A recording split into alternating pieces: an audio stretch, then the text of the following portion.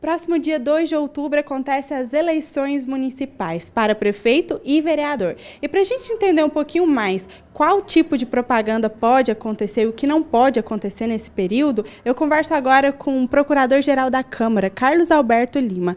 Carlos, explica para a gente primeiramente o que pode nesses últimos dias que antecedem aí as eleições. Olha, esses últimos dias que antecedem as eleições, principalmente a sexta-feira e o sábado, são dias que podem ser distribuído material, podem ser feitas caminhadas, carreatas, ou seja, a campanha eleitoral ela continua praticamente de forma igual. O que é impedido é a realização de comícios, de reuniões abertas, esse tipo de coisa assim, não pode ser feito. Mas os demais tipos de propaganda, demais tipos de buscar o voto, é perfeitamente permitido pela lei. E com relação à propaganda eleitoral em veículos de comunicação, até que dia pode? Esse tipo de propaganda em veículos de comunicação, realização de debates, de entrevistas e mesmo a propaganda eleitoral gratuita, ela termina agora, nesse dia 29. A partir do dia 29 não se pratica mais esse tipo de campanha, ficando apenas aquela campanha mais próxima do eleitor, que é a caminhada, a carreata, ou seja, o candidato ele tem que buscar o eleitor, conversar com o eleitor, pedir o voto do eleitor, vai ser uma campanha mais no corpo a corpo. E no dia da eleição, o que pode e o que não pode?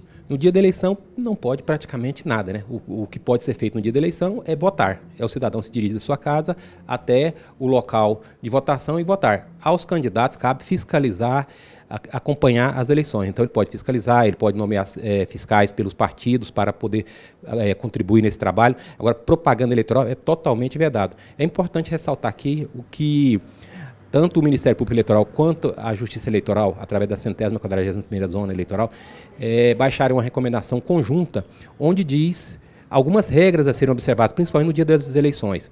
O nosso amigo candidato, por exemplo, ou o eleitor que tiver o seu carro plotado, ele não poderá estacionar aquele carro na porta, próximo a um local de votação.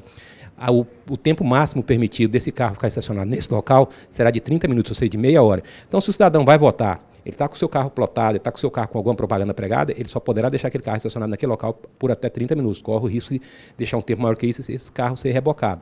Da mesma forma, ele não poderá distribuir nenhum tipo de material.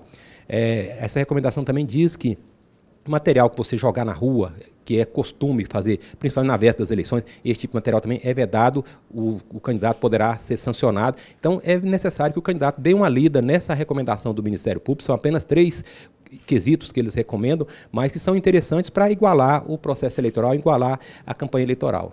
E como é que será a fiscalização nesse período? A fiscalização ela é feita por fiscais credenciados pelos partidos. Cada candidato é um fiscal e cada partido pode indicar até o limite de dois fiscais por local de urna, local de votação.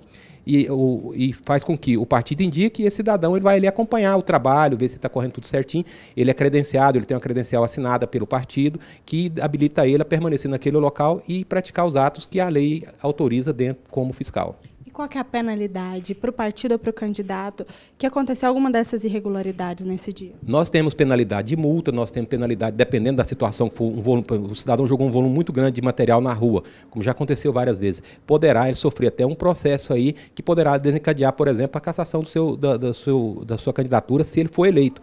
Isso pode ocorrer, por exemplo, de cidadão, devido ao volume, caracterizar que há a utilização excessiva de recursos financeiros não declarados para a Justiça Eleitoral, e isso faz com que ele possa sofrer sanção.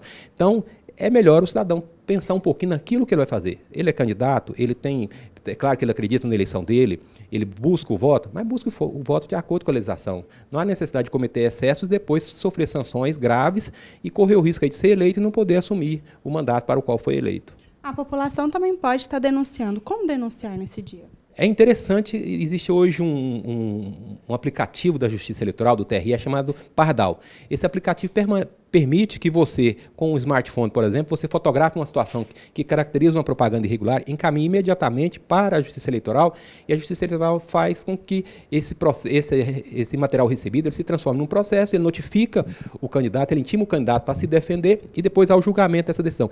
Então, a população, hoje, ela tem vários instrumentos para poder contribuir e o instrumento melhor que tem, ela estar atenta no sentido de toda e qualquer propaganda que ela perceber que está em desconformidade com a lei, ela possa denunciar isso ao Tribunal Regional Eleitoral, ao Ministério Público Eleitoral, onde quer que ela entenda seja mais fácil, para que o processo eleitoral seja igualitário, seja o mais próximo possível de uma igualdade entre as candidaturas. Bom, eu agradeço a sua participação, Carlos Alberto, e essas foram as nossas informações sobre propaganda eleitoral nesse período que antecede as eleições. Ana Clara Itagiba para o Canal 5.